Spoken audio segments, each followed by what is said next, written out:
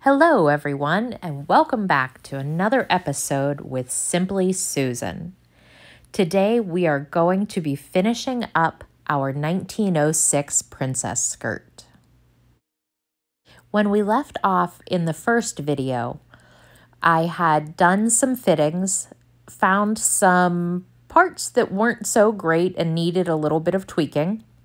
So I trimmed a few extra bits off, and I trimmed some off the bottom so that I would have the length correct.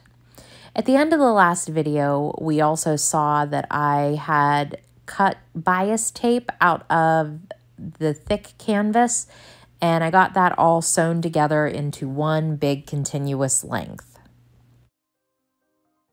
Now, what I am doing here in this clip, I am sewing the newly made bias tape onto the bottom edge of the skirt. Once that is done and sewn on to the entire bottom edge of the skirt, I'm going to just flip that to the inside and do a really small top stitch also around the bottom of the skirt, just to kind of keep that lining in place and to, maybe give it a little bit more structure at the bottom edge.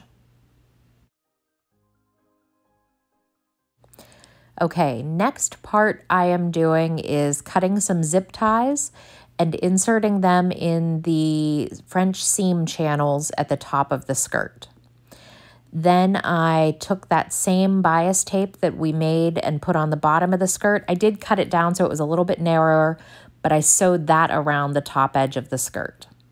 And then here I'm just going to flip that into the inside and whip it into place.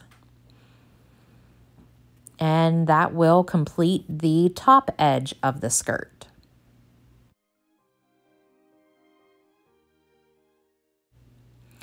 Then, as always, anytime I get up from a seat, one of the cats likes to sit down in my seat, and here's Skittles trying to help me sew. Now that we finally got our seat back, we are moving on to hemming this skirt. The proper thing to do would have been to turn that hem facing to the inside and then go around by hand and stitch it into place. In case you haven't picked up on it yet, I absolutely abhor hand sewing, and so I have chosen to use my blind hem presser foot and go about it on the machine. I figured that since the skirt is pretty thick and the lining is there and the canvas is thicker, I figured that there would be more layers, that the stitch wouldn't be as noticeable on the front if I was able to use the blind hem foot and get just the little bit of it to be picked up by that stitch that catches the hem. Also, the hem of this skirt is about 35.5 miles long since it's 10 panels, and frankly, I just couldn't be bothered to try to do that by hand. If you can see here, I am refilling my bobbin for about the 15th time today, and every time that my bobbin runs out, I just can't help but wonder, why can't my machine send me some kind of an alert that my bobbin is out before I've sewn for I don't know, another 10 minutes? I mean, maybe not literally, but come on, is anybody else at least somewhat frustrated by this? All right, so anyway, now that that's resolved, let's finish up this hem and get to trying it on.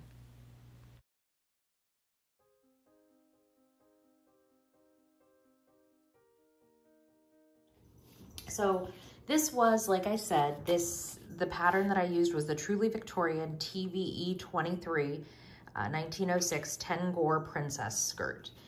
I cut out pattern size J, which I think that I actually undersized myself a little bit, because when I French seamed it, I think that this is a bit more snug than I would like it to be.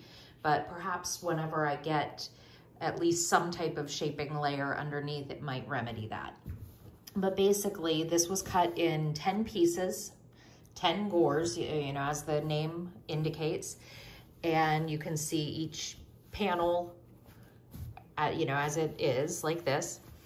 I lined it fully with a black broadcloth, and then the top up here, you can't see it because it's sandwiched in, but the very top is also lined with black canvas.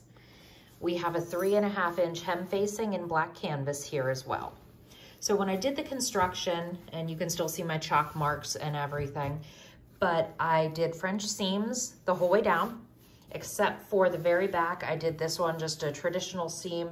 I should fell that, but I don't know if that's gonna give me problems or not. I might just ride that out and see what happens. But yeah, I did the full lining because this flannel felt kind of thin and flimsy, that I felt that it would benefit from this extra layer.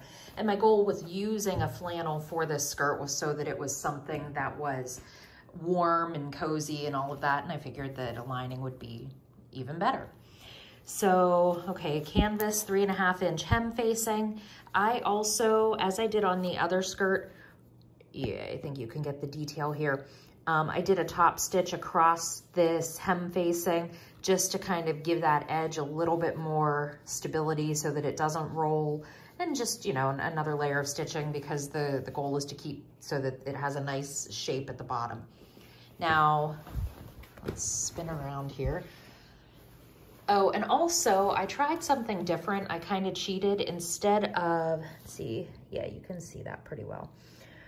Instead of doing the hemming like I should by hand, I put on a blind hem foot on my machine, and I'm not mad. Like, I'm pretty happy with how, you know, discreet that looks, as far as, you know, you don't see massive thread lines on that. So I'm okay with that. And then, all right, here at the top, this is done with canvas bias. And then I deviated, let's flip over.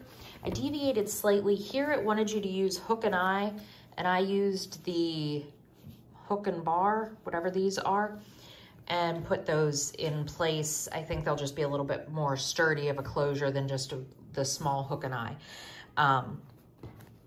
The placket, and I'll see if I can try to explain this when I'm actually doing it, but also, so the placket, you just fold it in half, zigzag around the edges. You can see I did that. There we go. And then you just sew it onto the one side, and then you top stitch this other one down. And you top stitch both. So basically you sewed the backs together up into the notch, then you top stitch the hem, the seam allowance down, sew the placket on, and sew on your hooks and eyes, and I think that was pretty good, how it was supposed to be. Also, in the, hi Skittles, do you want to help? If I have a chair pulled out, Skittles thinks that she's, you know, that's an invitation for her to use that as a step to come up and see what's going on. Can you move, sweetheart? I need to finish showing. All right, so also what I did in this top here, it called for some boning. I used, I believe, probably 1/8 inch zip ties, maybe quarter of an inch zip ties. And I just kind of, you know, cut off the top part, smoothed the edge a little bit, tucked them in the channels that I had already created with the French seams. It already had a decent amount of structure from having the broadcloth flannel and canvas, but adding the bones in there, it's not going to be terribly supportive, but you can see that the goal here was established, that just has a little bit more structure to it. So, all right, that is the review of the skirt with a little bit of help from our friend. And the next step is to try it on and see what we think about the fit.